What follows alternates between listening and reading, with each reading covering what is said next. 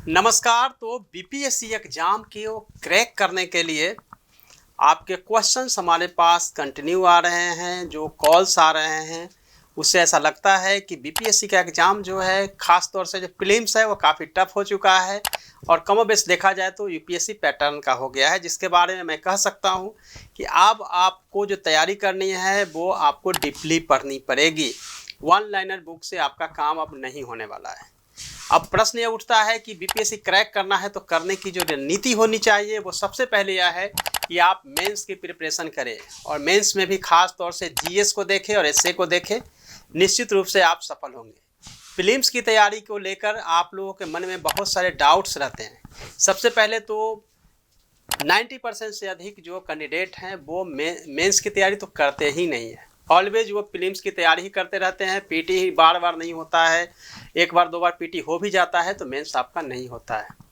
उसके पीछे वजह सिर्फ यह है कि आप मेंस को इग्नोर करके चलते हैं, जबकि जब भी आप प्रिपरेशन करें बीपीएससी की तो सबसे पहले मेंस की तैयारी करें। मेंस की तैयारी में भी आपको खास तौर से जो जीएस का पोर्शन है फर्स्ट और सेकेंड पेपर उसको देखिए। सेकेंडरी कि आप एसए को अच्छे से देखिए। एसए में भी बीपीएससी ने मॉडल जो एसए पूछे जाएंगे वो भी क्लियर कट हो चुका है कि कैसे क्या पूछा जाएगा। तो सबसे पहले मेंस को करिए और अभी से आप मेंस की तैयारी करिए। बीपीएससी क्रैक करने के लिए कोई भी शॉर्टकट प्लान नहीं हो सकता है और न ही आप इस तरह से तैयारी करेंगे जिससे कि आप बहुत कम समय में 6 महीने में आप बीपीएससी को क्रैक कर सकते हैं। अब तो ऐसा हो गया है कि बीपीएससी में जब एसए आ गया, ऑप्शनल सब्जेक्ट हट गए हैं, तो जो भी इंजीनियरिंग बैकग्राउंड या फिर इस तरह के सब्जेक्ट है जो कि बूम करता था वो अब बात रही नहीं। सबके लिए समान पिच है।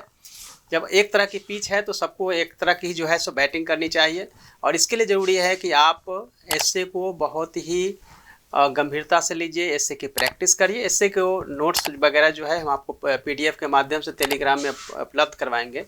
लेकिन बीपीएससी क्रैक करने के लिए ज़रूरी है कि मेंस को तो पढ़े ही, साथ ही प्रीलिम्स के लिए अब आपको टेक्स्ट बुक भी पढ़नी पड़ेगी। एनसीईआरटी की बुक्स जो मेरी 5 किताब है जो आपके स्क्रीन पर डिस्प्ले हो रही है उसको देखना जरूरी है, क्योंकि एमसीक्यू है वो चैप्टर वाइज और टॉपिक वाइज दी गई है, उसको तो देख ही लीजिए।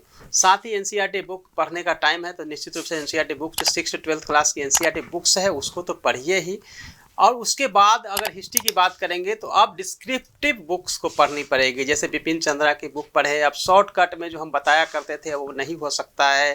ज्योग्राफी के लिए एनसीईआरटी बुक्स जो है वो बहुत ज़रूरी हो जाता है।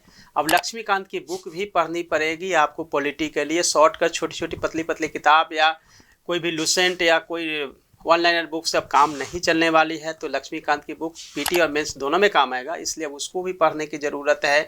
बिहार स्पेशल के लिए मेरे द्वारा लिखित जो पुस्तक है वो भी आने वाली है। एक मोटी किताब जो है होने के बजाय उसमें जो फैक्चुअल्स हैं जो कि कॉन्सेप्ट के साथ दिए गए हैं उस बुक को पढ़ना बहुत ज़रूरी है। करेंट को खास तौर से ध्यान रखिए। न्यूज़पेपर को देखते रहिए। कोई भी छोटे छोटे मैगजीन से काम आपका नहीं होने वाला है। आप हिंदी में जनसत्ता देख सकते हैं, द हिंदू देख सकते हैं इंग्लिश में। अब ऐसा इसलिए हो रहा है क्योंकि जो एग्जाम्स के पैटर्न्स हैं वो यूपीएससी पैटर्न से हूबहू मिलता हुआ हो गया है। इसीलिए ज़रूरी है कि आप जो भी प्रिपरेशन करें। इकोनॉमी में आप बिल्कुल स्टैटिक्स क्वेश्चन नहीं आएंगे, बिल्कुल क्वेश्चन जो है वो अप्लाइड टाइप के क्वेश्चन पूछे जाएंगे। साइंस में भी देखेंगे क्वेश्चन जो है वो बदलेगा, कभी इजी होगा कभी टफ हो सकता है। तो साइंस में भी देखेंगे कि 9th 10th के एनसीईआरटी बुक तो पढ़िए, साथ में आप टीएमएच की जो बुक आती है वो बहुत अच्छी बुक है, उसको भी पढ़ना चाहिए। कुल मिला के मैं कह सकता हूँ कि अब बुक का जो सिलेक्शन है वो अब आपको थोड़ा सा अपग्रेड करना पड़ेगा। अब वो जो बुक हम बताया करते थे वो बुक नहीं पढ़नी पड़ेगी।